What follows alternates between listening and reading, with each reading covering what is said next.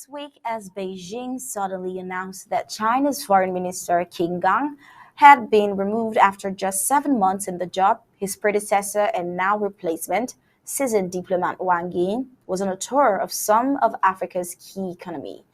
Wang participated in BRICS summit-related meetings in South Africa. Infrastructure talks took place as well in his meeting in Kenya and pledges on debt relief in Ethiopia.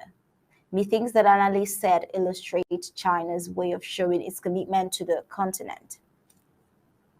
Well, according to Paul Nantuya, research associate for the Africa Center for Studies in Washington, Wang's trip to the region comes as China seeks to re-engage more with Africa in the wake of the COVID-19 pandemic. Cliff Mboya noted Kenya, South Africa, and Nigeria, where Queen is also scheduled to travel, are the economic powerhouse of East, Southern, and West Africa. Ethiopia, a surprise addition to Wang's itinerary, is a seat of the African Union.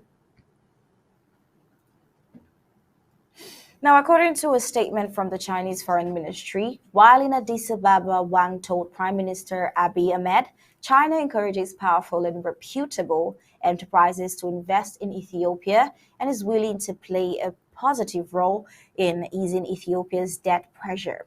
The country is billions of dollars in debt. Security there is also a concern as the strategic Horn of Africa nation emerges from a brutal civil war. Well, next in Kenya, Wang met with President William Ruto, who was elected last year and had talked soft on China during his campaign. Nantuya noted that China is Kenya's largest trading partner and a key security partner, and that Beijing has been very anxious about the change of government there and was obviously looking to cement ties. Kenya said it is willing to deepen cooperation in the fields of railways, highways, water conservancy, aviation, and renewable energy, the Chinese Foreign Ministry said.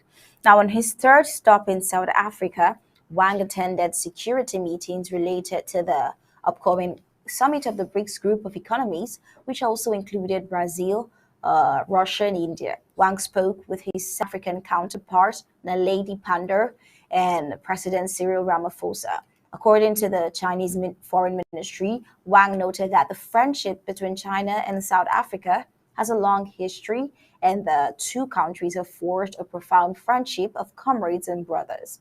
Wang's trip comes as global powers vie for influence in Africa, which is youthful, growing, and resource rich.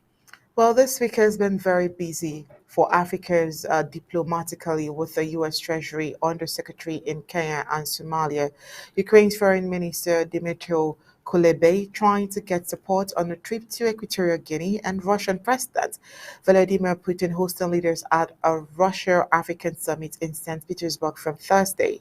The next two stops on Wang's schedule are a fourth African state, the continent's largest economy, Nigeria, and Turkey.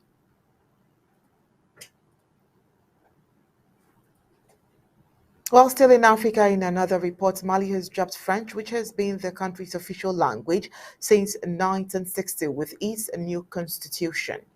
According to reports, under the new constitution, passed overwhelmingly with 96.91% of the vote in a June referendum, French is no longer the official language. Although French will be the working language, 13 other national languages spoken in the country will receive official language status. Mali, which has about 70 other local languages spoken in the country, and some of them including Bambara, Bobo, Dogon, and Minyanka, were granted national language status under a 1982 decree. Recall that Mali's junta leader Ko Assimi Goita put the country's new constitution into effect, marking the beginning of the Fourth Republic in the West African nation.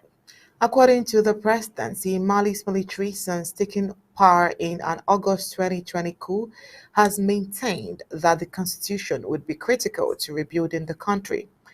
Mali witnessed two subsequent coups in recent years, one in August 2020 and the other in May 2021. The junta had initially promised to hold elections in February 2022, but later delayed them to February 2024. Now, as reports would have it, the decision by Mali to drop French comes at a time of growing anti French sentiments across West Africa due to its perceived military and political interference.